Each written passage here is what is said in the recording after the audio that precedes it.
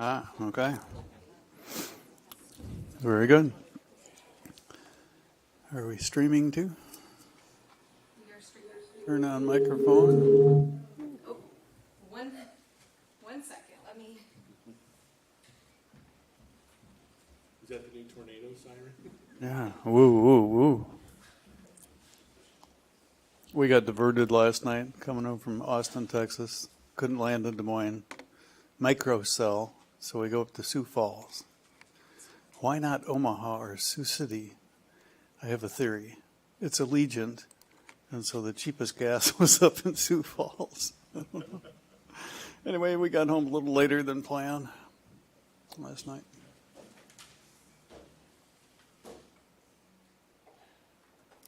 But we've had enough. Yeah.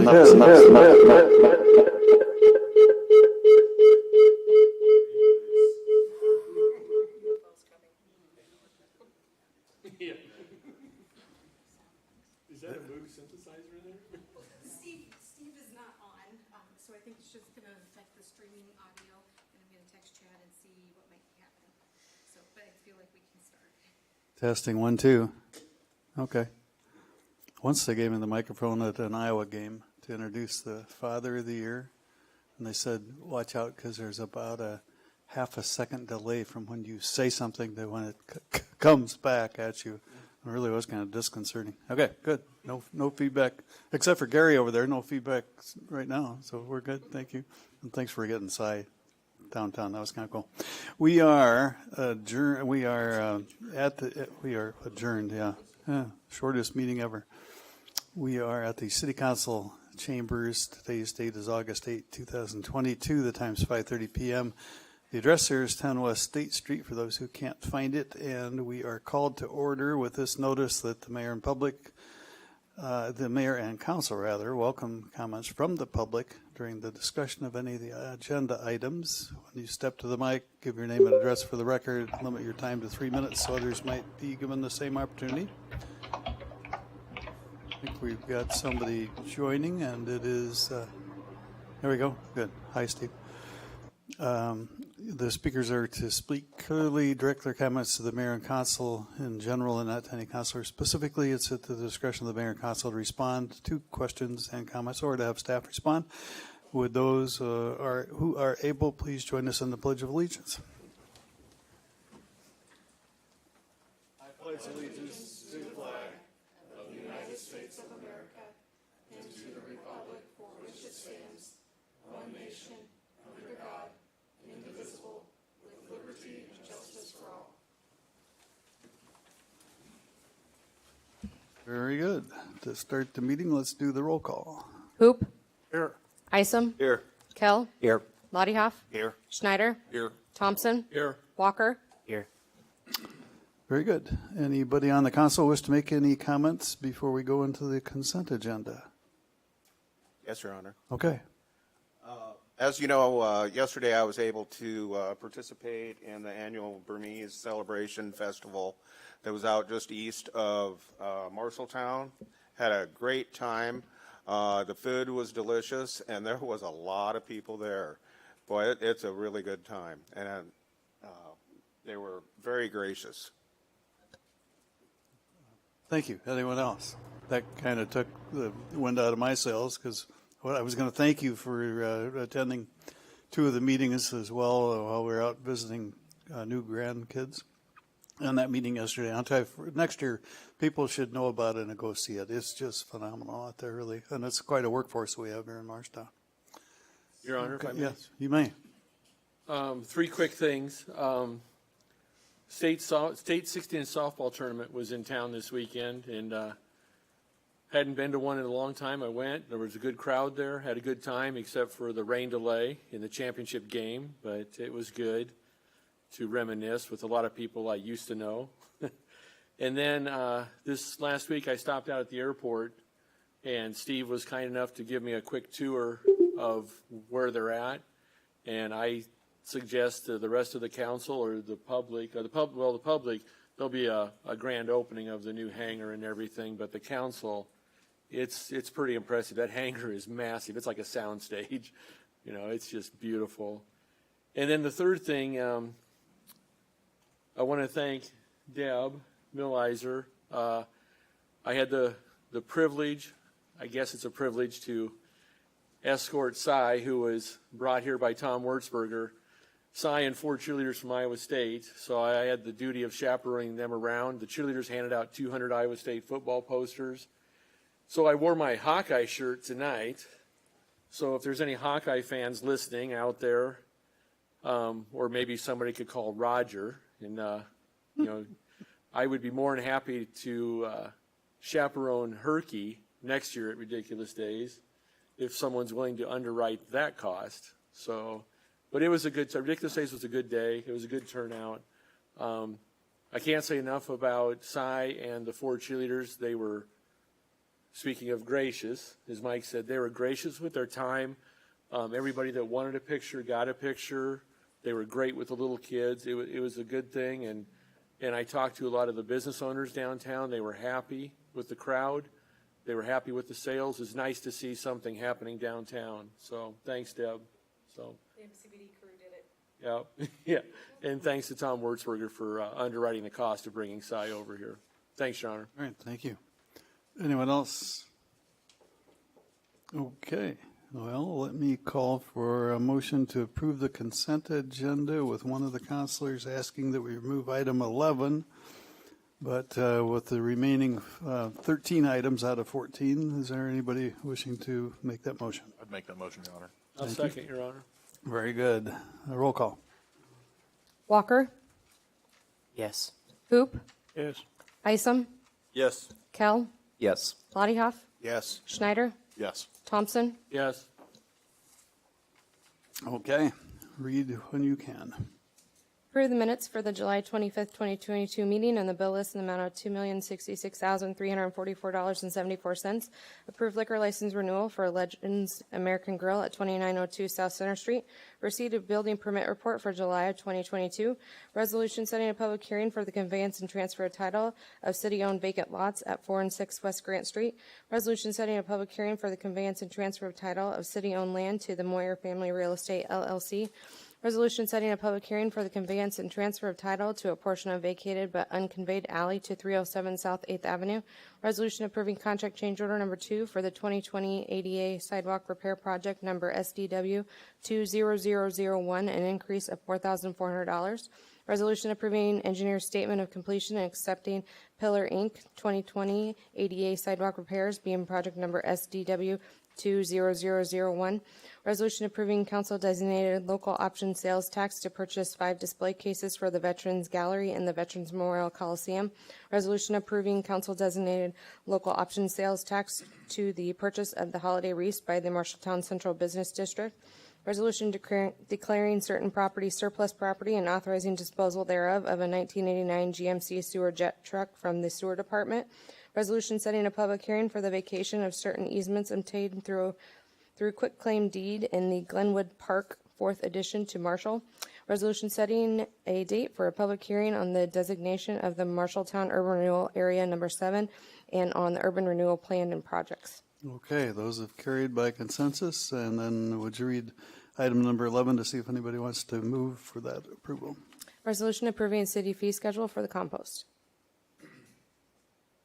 I'd motion to approve, Your Honor. Thank you. Is there a second? Very good. Discussion. Your Honor, if I may. You may. I wish we put more time into this to think of how to put more cost into the back end of this for the outgoing versus the incoming. I feel like we rushed into this after we defeated the other options that we had that we were discussing.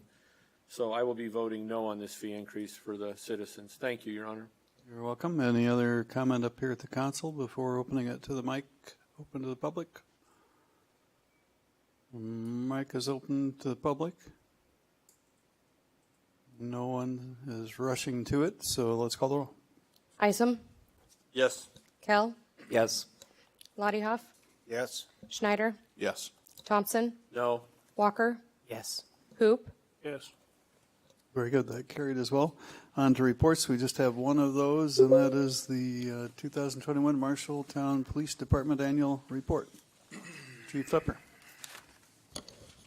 Good evening. Can you hear me? Okay. Hear me. Uh-oh. Chad is messing with the audio right now, so. All right. But you can. We could hear you. Okay. So, Mike Tupper, Marshalltown Police Department. So, in your packet, you have a copy of our 2021 annual report. I also brought hard copies for everybody tonight. So, the first thing I want to say is I'm very proud of the men and women in the Marshalltown Police Department. They had another very busy year, but they continue to do great things in our community with many challenges before them. And we continue to battle, like everybody, COVID and issues like that. But we have a very busy police department, a very busy community, and we spend a lot of time just responding to calls. But we also invest a lot of time and effort and resources into community outreach, and we're very proud of the things that we continue to accomplish with community outreach. So violent crime does occur occasionally, but it continues to be a very rare occurrence. And when it does occur, it's not random. It's usually targeted crimes where people know each other. Domestic violence is probably our biggest problem when it comes to violent crime. But violent crime, I'm happy to report, is still relatively rare in our community. Property crimes are a problem. Burglary and theft are a problem. And all of that is related to drugs, drug trafficking, drug abuse. Virtually every crime that we investigate on a daily basis has some sort of nexus to substance abuse. And although we have some really good resources in our community to help people with mental health and substance abuse issues, there's just not enough resources for people. And oftentimes, people will turn to crime and commit property crimes to support their drug habit. I remain very concerned about opioids and fentanyl and heroin. Those are problems that are affecting many communities across Iowa and across this country. Thankfully, we haven't seen a lot of that yet, but those are issues that keep me up at night, to be honest with you. But the main battle continues to be methamphetamine. And that is something that our officers are combating on a daily basis. And again, it drives most of our criminal activity in our community. I think, though, the biggest concern that we should have about public safety in Marshalltown deals with staffing. We're budgeted for 42 police officers. Right now, I have 4 openings, and it's a struggle to recruit police officers right now. And I've been saying for a decade now, we have enough work for 50 police officers, and we're budgeted for 42. But what does 42 look like? I currently have 3 officers on light duty because of medical reasons. I have 1 officer that's been, by the end of 2023, 3 years in military deployment. And we have 4 vacant positions. So we're not at 42, and we have work for 50. So I appreciate all of the great things that the council has done to help us with recruitment. I think the hiring bonuses are a good thing and will be helpful. We just spent money on a recruitment video that should be debuted pretty soon. I think that will help us. We have a great facility. We have a very supportive community. We have a great city council. I think all those things help us. But I think we have to start having a discussion about wages. And we're falling behind in the wage battle. And it is a very competitive work environment in terms of recruiting police officers. And frequently we want to talk about Atumwa and Muscatine and Burlington and Mason City as our comparables, and we should have those discussions. But we're falling behind with some of those comparables. And I have to remind you that when it comes to hiring police officers, I'm not competing with Atumwa or Mason City for applicants. I'm competing with the Des Moines Metro, Story County, Ames. And I know that we're never going to be able to hit the salary marks that some of those communities have, but we're falling further and further behind. And when I see neighborhood or neighbor agencies like Grundy County Sheriff's Office, Newton Police Department, and Jasper County Sheriff's Office start to inch ahead of us in terms of wages, I'm concerned. It's going to be harder for us to recruit. So we want quality people working at the Marshalltown Police Department. We just hired a young man today that I think will be a great addition. But I think we need to start thinking about how we continue to bring good people on board and then also retain the great people that we have. I heard last week that the Marshall County Sheriff's Office is proactively adjusting their wage scale because they've been having some of the similar challenges that we are. So those are things that I think we should think about. Having said that, I'm very proud of the Marshalltown Police Department. I am blessed to be able to work for you every day. This is the best job that I have ever had, and I really appreciate the opportunity to serve in this community. And I appreciate the great support that we have in this community. Second to none. I can't think of many communities in Iowa, and I know just about every chief in Iowa. I can't think of any community in Iowa that has the public support that we have. So we sincerely appreciate that. So having said all of that, I'd be happy to answer questions. Are there any questions or comments? Your Honor, I have a question for the chief. Chief, you said the underlying cause is drug-related. Yes. So I believe in root cause problem solving. What can we do as a community? Well, that's a big question, and what we need are more resources in terms of substance abuse and mental health. We have great resources in our community. There's just not enough. And when I talk to people in the community that are experiencing a mental health issue and they want to get an appointment to talk to somebody and they have to wait 6, 8, 10 weeks to get that appointment, generally their problem is going to spiral out of control. And finding rehabilitation services for substance abuse is difficult at times, and Impact has been a great addition. It helps us kind of triage those problems, but people need resources real time, and it's got to be more than Monday through Friday, 8 to 5, okay? Because usually when people are experiencing a crisis, it's Saturday night at 2 a.m. So trying to figure out a way how we get more resources into the community to help those people, because I personally think we're still asking our police officers to do too much, and if I've been doing this for 30 years now, if I had my choice, we would get cops out of the mental health business altogether. But right now, we're still too involved with responding to mental health issues, and generally a lot of the mental health issues that we respond to have something to do with substance abuse as well. So I don't know that city government can solve it, but we need more mental health resources and substance abuse resources available to people in our community. So is it more prescription substance abuse, or is it illegal drugs coming into the city? We see some prescription drug abuse, certainly, but it's methamphetamine. That's the problem. And I applaud Governor Reynolds for what she's trying to do on the fentanyl front, and there's been a lot of discussion in the state recently about fentanyl. But methamphetamine is still a problem, not just in Marshall County, but throughout the state of Iowa. And I think we're starting to forget about that and maybe ignore that a little bit. I need another drug detective if I could get it. Our drug task force is underfunded as well, and their grants are not increasing out there. And currently, we have one person from the Marshalltown Police Department devoted to drugs, and the Sheriff's Office has 2. And it's a big job and a heavy workload, and we need more help. Thanks, Chief. Thanks, Your Honor. Anyone else up here? Any public comment on the report? Okay, thank you.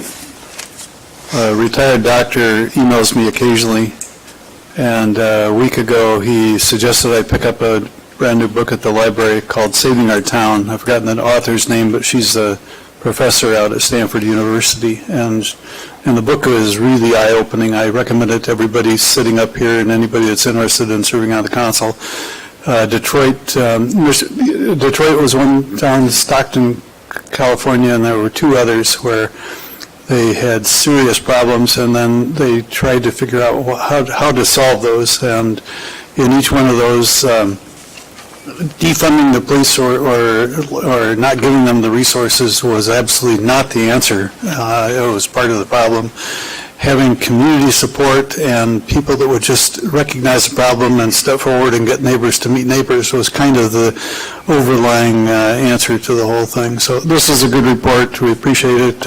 Appreciate what you do, Chief. I recommend that book for those are looking for other ways to solve the meth and other problems around this city and others. Okay. On to the next item, and that is, Motion to approve a 5-day liquor license for Midnight Ballroom at the Central Iowa Fairgrounds for a rodeo on August 28th. Move for approval. thank you. Second, Your Honor. Very good. Discussion. Luisa Ortega with the Midnight Ballroom will be hosting a rodeo at the fairgrounds on August 28th. She has applied for her 5-day event license, and the fairgrounds will need to transfer their license from the covered arena to the activities building, which is next up on the agenda. Questions or comments up here? Out there? Roll call. Walker? Yes. Oop? No.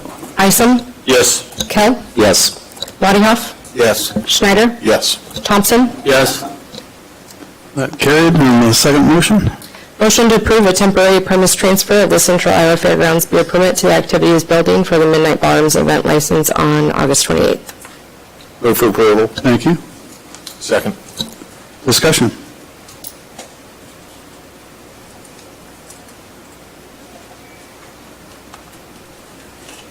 Public comment. Roll call. Thompson? Yes. Walker? Yes. Hoop? No. Isom? Yes. Kell? Yes. Bodyhoff? Yes. Schneider? Yes. That one carried as well. On to resolutions number 1.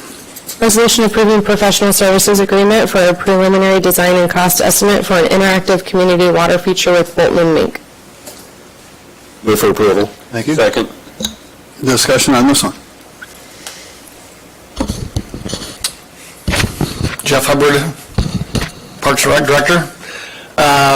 As you know, we had some bids due July 5th, and we had 2 bids, one from Bolton and Mink, one from Confluence, to do the preliminary design work and cost estimates. Our steering committee met with them last Thursday and did interviews. Steering committee was made up of myself and Councilmember Lottie-Hoff, Amber Danielson, Michelle Busby, Lee Botter, Matt Tullis, Laura Degelau, from those 2 are from our Park Advisory Board, and Hector Hernandez, our planner. So good board. We had some good discussion with both groups. At the end of the interviews, we had some talk about it, and we, as a committee, kind of felt that Bolton and Mink had a great public engagement piece, that the way they were going to get input from the community was kind of cool and unique and different than what Confluence had.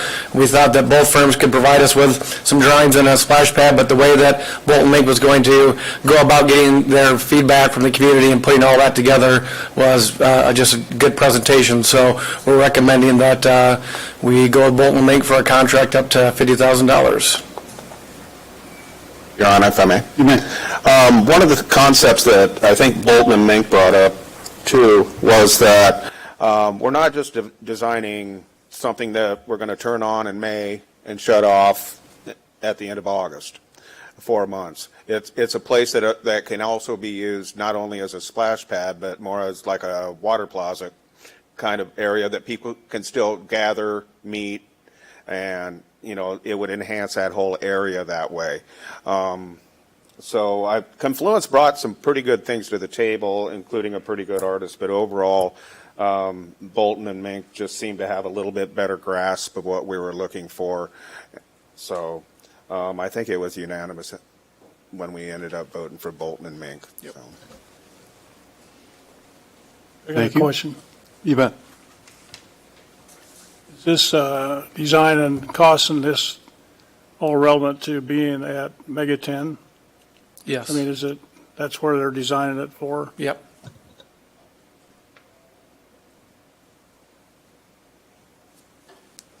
And one of the things in both presentations they actually brought up was the central locality of it, the ease of access through trails, the accessibility to other parking. So, It's my understanding there was also some discussion about the proximity to the aquatic center and having the staff people that can check the water levels. Did anybody see that article over the weekend in the Des Moines Register about the 17 people that caught some sort of a bacterial or virus or something from a splash pad in it was Kansas or Missouri, I think. Shoot,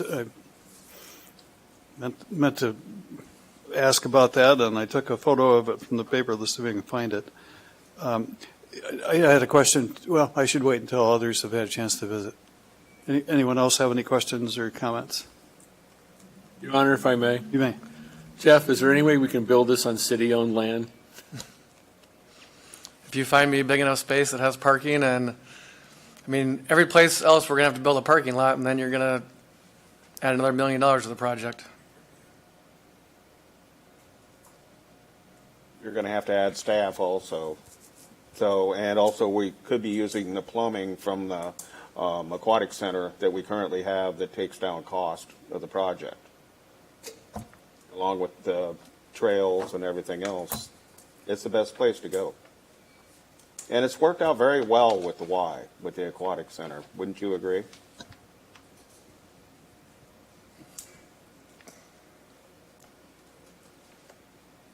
I thought the Megaton land was now owned by the city.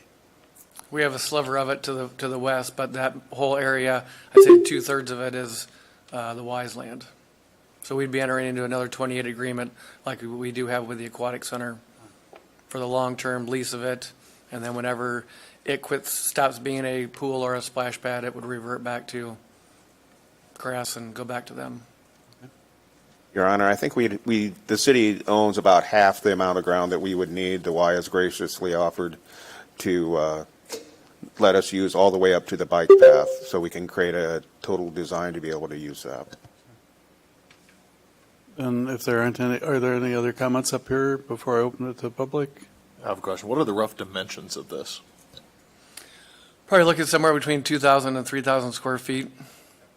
Over that, then you get into where your bathhouse needs to have more shower stalls. And so I think 2,500 might be, if you go over 25,000 square feet, 2,500 square feet, then your bathhouse almost doubles in size with shower stalls and things like that. So, and that's, I think there's about 6,000 square feet in that spot. So you're talking about a half of that size.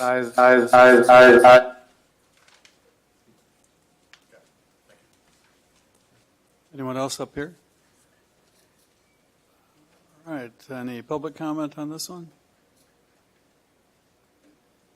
I'm curious, I know there's a 501c3 that has been involved in this project for some time, but I've never seen any figures about what they've been able to raise for the project. Lee Botter was on our committee, and I think that they've raised about $14,000-15,000.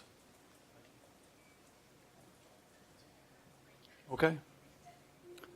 With no further discussion, let's call the roll on this one. Yep.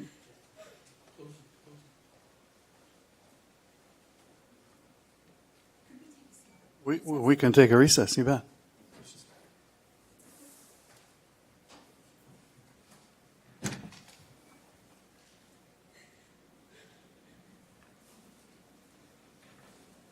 Hey, Mike, close that door, will you? I'm ready for a roll call when you are, Your Honor. Ready to go, thank you. Schneider, Here. Thompson, Yeah, sorry, roll call, yes or no, yeah. Okay, sorry. Oh, sorry. Yes. Thompson. I'm sorry, what are we roll calling for? The motion and the second on the resolution approving the professional services agreement for the preliminary design and cost estimate for an interactive community water feature with Bolton and Mink. Okay, during the confusion that just happened, did we ask for public comment on this? I did. Oh. I'll vote no, just because it's not on city land.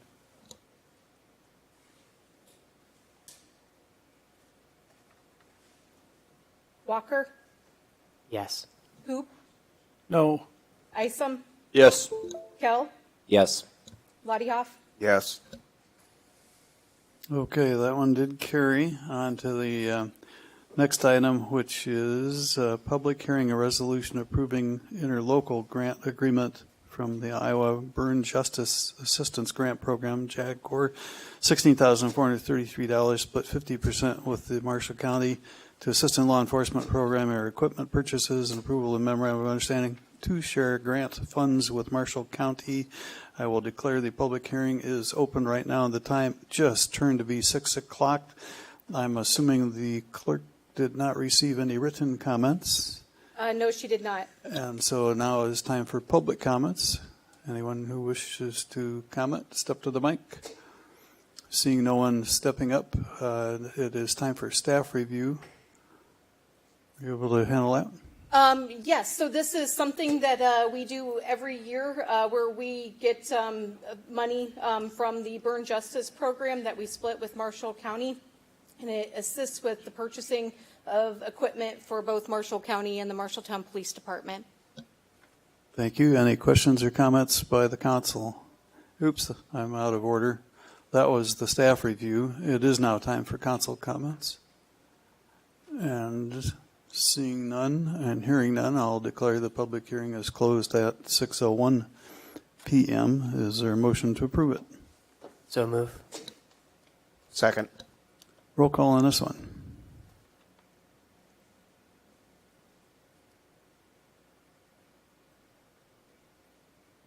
Hoop, Yes. Isom, Yes. Kell, Yes. Lottie Hoff, Yes. Schneider, Yes. Thompson, Yes. Walker.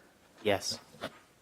Okay, the third resolution is a public hearing, a resolution for 2022-225, providing for the conveyance and transfer of title of 2.1 acres of land to Marshall County. That public hearing is declared to be open now at 6:02 p.m., assuming that the clerk's office did not receive any written comments. And so it is time for public comment. And not seeing anyone standing to comment, it's time for staff review. Heather. Good evening, Mayor and Council. This is a result of our city-county meeting that we held back in April.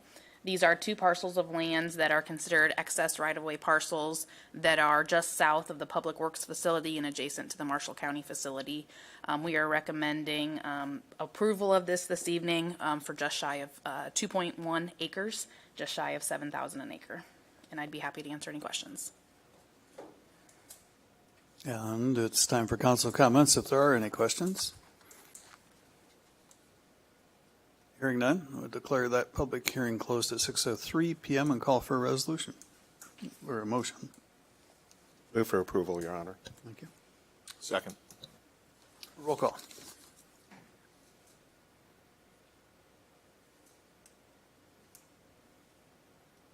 Schneider, Yes. Thompson, Yes. Walker, Yes. Hoop, Yes. Isom, Yes. Kell, Yes. Lottie Hoff. Yes. That carried as well on for the last one, and that is a public hearing providing for the conveyance and transfer title to 406 West Lynn Street from the city to Lynn Street Properties LLC. The time is now 6:03. Public hearing is declared to be open. Again, no written comments from the clerk unless we hear otherwise. And now it's time for public comments.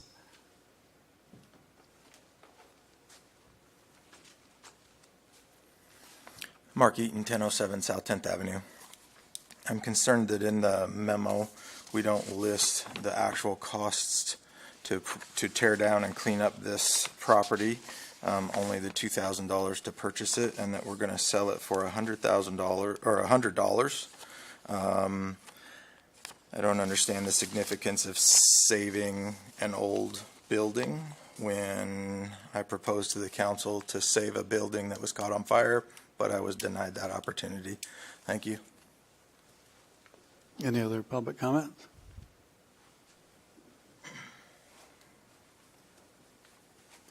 Hello, Craig Harbedian, president of Lynn Street Properties LLC.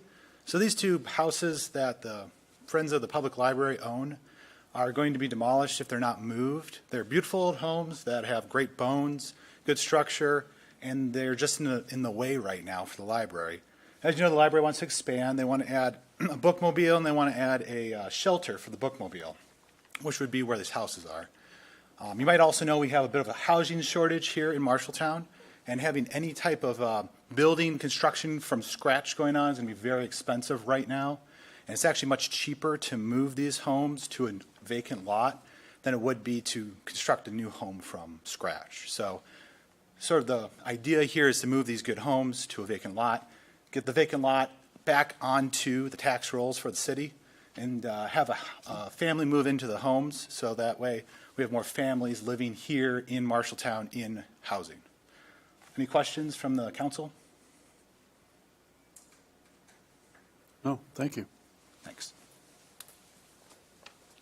More public comment? Sarah Rosenblum, Library Director. Just for some clarification, the houses and the land they sit on right now do belong to the Friends of the Marshalltown Public Library. They're not owned by the city. The plan all along has been to take those houses down, and then we had a proposal to move them. We would love to see them moved, but if not, they will come down, and then the Friends will deed that land over to the city, and that will become truly the library block. But these houses are not owned by the city. The city has no ownership on them. They do belong to the Friends of the Marshalltown Public Library. Thank you. Questions? Anyone else from the public wish to speak? Okay. I still don't understand why we have the order that we do in these public hearings, but it's now time for staff review. Yes, so we put 406 West Lynn Street out to bid for a request for bid, but with the requirement that something go on the property, specifically one of the two library houses. The only bid received was from Craig Harbedian with Lynn Street Properties LLC. I think he explained it better than I could of what his intentions are.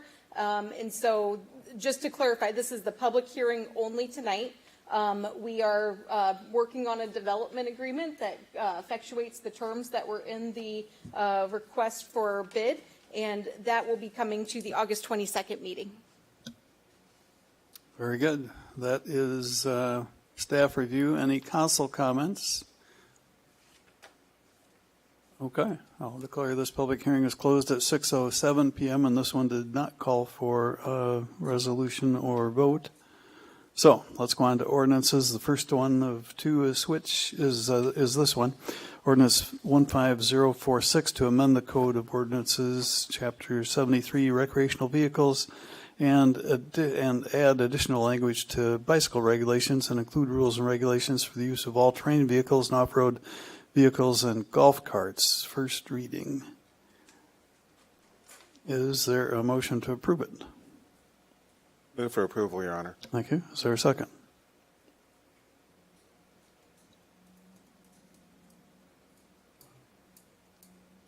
I'll second this. Thank you. Discussion. Yes, so this is the first reading of the ordinance. When you look at the document, you will see that it does more than just add ATVs and UTVs. It moves the golf carts over to Chapter 73 from where they currently are in Chapter 70 and cleans up some different language as well. There was a memo that I had meant to get into the packet, and I thought I did, but I did not, and so it is printed out and given to you here tonight. Your Honor. Yes. I'll be voting no on this with the hope that we remove the ATV, UTV language. Was not quick enough to get the words out of my mouth for a resolution with no access based off of this to the area of town where ATV, UTVs would most likely be utilized.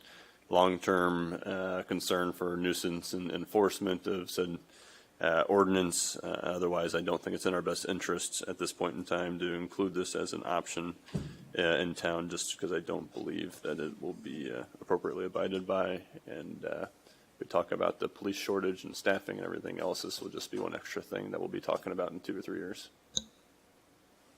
Thank you. Other comment? Your Honor. Yes. I agree with Councilman Isom on what he said, but I do support changing the language for golf carts and bicycles. Other input Your up Honor, here? if I may. You may. I'm going to vote for this. I think it gives a nod to the young adults in our community. This is a trend that is happening all over the United States, not just here, so we can't really ignore it. This past weekend, I believe I met 4 of them in town. One was stopped for ice cream. The other ones were driving around in residential neighborhoods. And I also saw, I believe, 3 golf carts. And I hadn't seen golf carts out for a very long time. Now, the UTVs, they're licensed, insured, registered. They have lights, seat belts, they're no different than a Jeep or a motorcycle. Motorcycles don't have seat belts, and this is probably the hottest thing going as far as recreational vehicles, but they're also, Governor Reynolds has opened it up and given the cities options whether to have them at all. I don't want to add any more troubles to the police department, but even turning this down and just going with just golf carts, I think that they're going to have problems with these in town who think that it's legal anyway. So, because of the age that you have to be to even ride them, 18, we're not talking 12-year-olds running around with them, and quite frankly, 12-year-olds can't afford a $15,000 to $20,000 vehicle, and that's what these are. So they're not just something to screw around with and tear up neighborhoods or anything like that. I do believe, though, that if it would show that we would have a problem with them, we can bring it back. That we can do.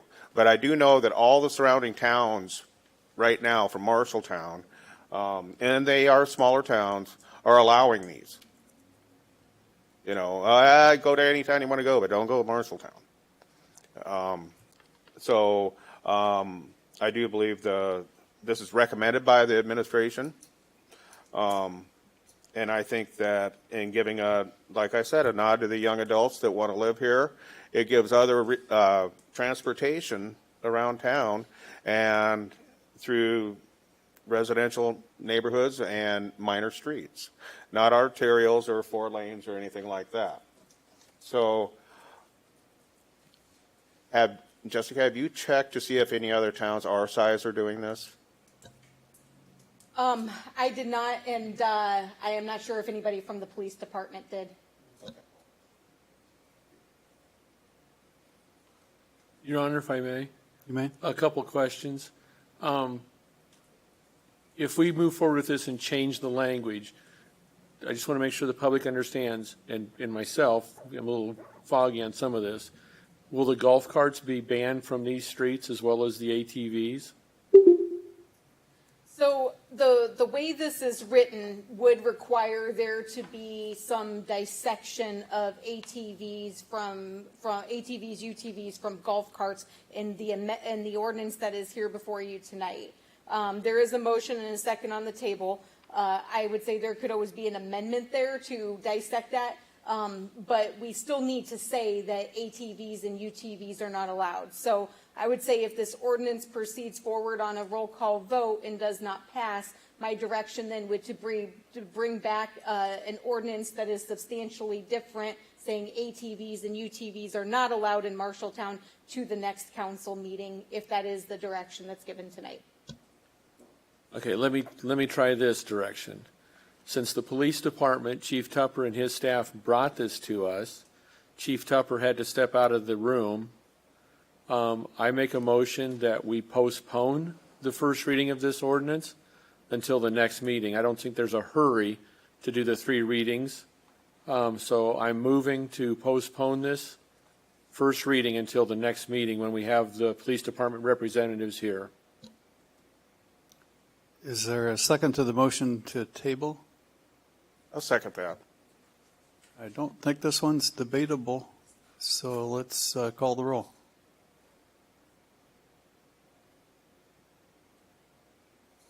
Walker? Yes. Hoop? Yes. Isom? No. Kell? Yes. Lottie-Hoff? Yes. Schneider? No. Thompson? Yes. Okay, that's it is tabled for further discussion. Very good. And now we are on to item J, public comment. Your Honor, there actually is one more ordinance, but I would recommend, because it is tied in to language changes from the prior ordinance, that we would bring that back to the next council meeting as well for a first reading. I just had assumed that was going to happen, given the fact that they dovetail with each other. Your Honor, Any objection to do you that? need a formal motion to table that one also? Probably wouldn't hurt, yeah. Okay, you're- So let me read it first. It was an ordinance 15047, amend the Code of Ordinances, City of Marshalltown, Chapter 700.006, removing regulations for bicycles and golf carts. First reading. Now that motion. Do we need to move for that motion to pass first before it's tabled?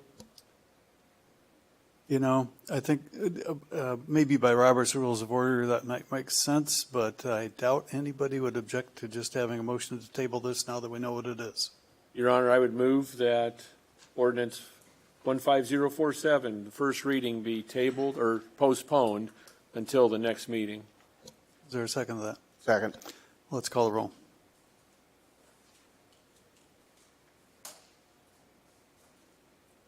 Walker, Yes. Hoop, Isom, Yes. Kell, Yes. Vladdyhoff, Yes. Schneider, Yes. Thompson. Yes. Tabled it is. Now on to public comment, and I have to read this caveat.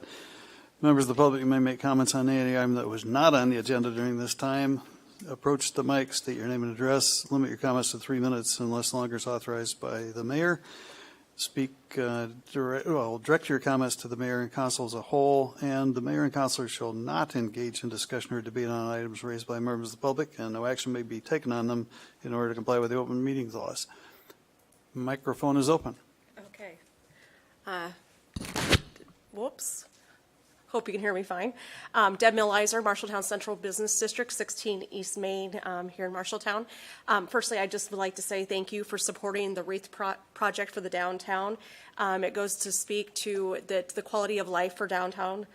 Well, not just for downtown, but the entire community of Marshalltown is important to the council. Our aesthetics matter in bringing people downtown. I also wanted to comment on Ridiculous Day that we had July 30th. I think it was a fabulous day. I saw some council men in the downtown. City staff was in the downtown helping with the day. I think, but by the time our volunteers and myself worked about 14 hours for the entire day, towards the end of the evening, our eyes were a little blurry. There might have been something else that added to that. But I think I saw some other councilmen at the concert as well. I have had nothing but positive feedback from the day. When we originally were planning the event, we had a little pushback of closing the streets. Since then, I did receive emails from retailers thanking us for closing the streets and said that they had stronger business, more people coming into their establishments when our streets were closed down for the event. So next year, we plan on coming back bigger and better. I would like to thank Gary for donating his ISU shirt and walking around with the cheerleaders and helping to get that sponsorship. We did appreciate that, and that did add to the day. Our next two events that we have coming up are Haunt the Block, which last year we had trick-or-treating in the downtown, and we had a good amount of the businesses take part that day. We're hoping to have more. It's a great community event where it's the retailers and the service industries giving back to the community, and it also creates foot traffic in the downtown and increases our quality of life by offering events such as that. And then after that, the holiday stroll, which we should have some beautiful wreaths. Tomorrow morning when I get to the office, I'm going to hit the order button. So thank you very much. Thank you for putting in your time each week and all the other time to keep our city running in the right direction. So that's my comment. Thanks, Deb. And you didn't mention the Main Street folks are going to be here and get to see what great strides are being made by Central Business District, and the downtown hanging plants are still looking pretty nice. Yes, they do look really great, and we appreciate all the volunteers that do that. The plants take about 2 to 3 volunteers every morning, about 2 to 3 hours to water those. From end of May through Oktoberfest, there's a lot of volunteer hours that go into that. We do have Main Street America coming this year on September 15th. I will be extending an invite out to have some councilmen meet with Kathy LaPlante, talk about the good things that are happening in our downtown, the direction that we want to go. She understands that we are in a different circumstance than other communities. We're still recovering from a tornado, the derecho, and COVID-19. Some of our projects have been kind of put on hold because of supply issues.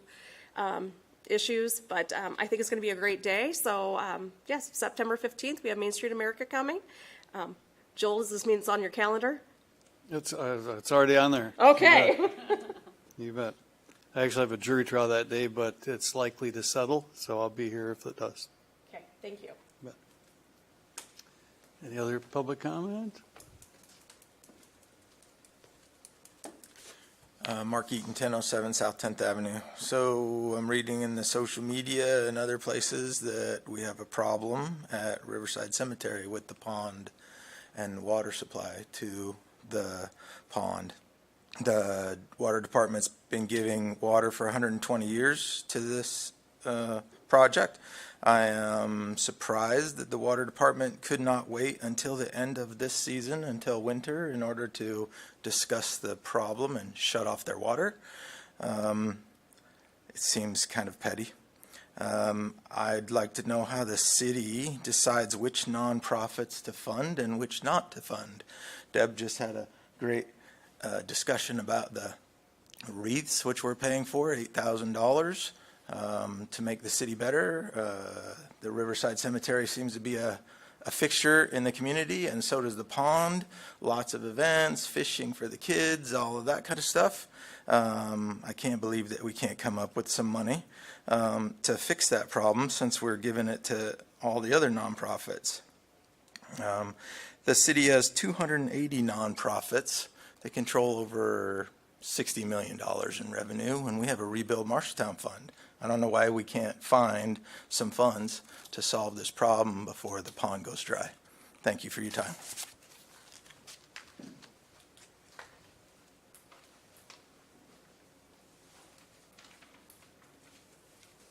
Hi, Sarah Rosenblum, Marshalltown Public Library. Joel, thank you for mentioning one of our books. It is actually The Fight to Save the Town, Reimagining Discarded America by Michelle Anderson. We do have it available at the library. So if anybody wants it, let me know and I can get it for you. I dropped that off about 3 o'clock today. Okay, great. Well, thank you. I'm glad you enjoyed it. I would like just to kind of follow up on Mike's comment, if it's procedure okay, about I think maybe you remember I made a comment last year at strategic planning that while we don't face the same challenges certainly as the PD department, we certainly have also staffing issues with employment. Salaries are also low. It used to be the library was pretty easy to staff when we had an opening, but now we've had people tell us, I would love to work at the library, but I can go down to Walmart and make $3, $4, $5 more an hour. So we've had a lot of turnover, more than I've ever seen in my last 10 years of employment here, and so it is a concern. And we are also seeing some of the side effects of what Mike's talked about. We've got several homeless people that are camped out on the library grounds. I mean, that's pretty much a nationwide trend. But and we've talked to Mike's folks and the impact people have been over there, and some people just don't want to be helped. But we're certainly seeing it, and libraries again all over the country are seeing the impacts of homelessness and drugs in their building, because this is where people go. In most places, they don't have a place to go, so they come to the library and they wash up, they shave, they wash their clothes. I mean, this is a pretty much around the nation, whether you're a wealthy community or a middle-class community or even a community like us. So those are all things that are affecting everything that's happening in our community. Thank you. You're welcome. And that book was clear about the fact the libraries in all 4 of those cities involved were instrumental in bringing people back, solving some of the segregation problems that were still happening even in the last 5 or 10 years in some of these cities. It's just kind of amazing that we're still seeing that there. But every one of them had community organizations that were getting together, and the library became the focal point for getting people to apply for jobs, learn how to use the computers, have kids have a place to read and that sort of thing. So it's pivotal. You can't have a good community without having a good library. Yeah. Thank you. Any other public comment? Okay. We are ready for adjournment, unless there's any other business for the good of the cause. There is no business for the good of the cause on the agenda. I only wondered because Steve had logged on here, and I was thinking, did we have a closed meeting or not? All right, we are adjourned, and the time is 6:24.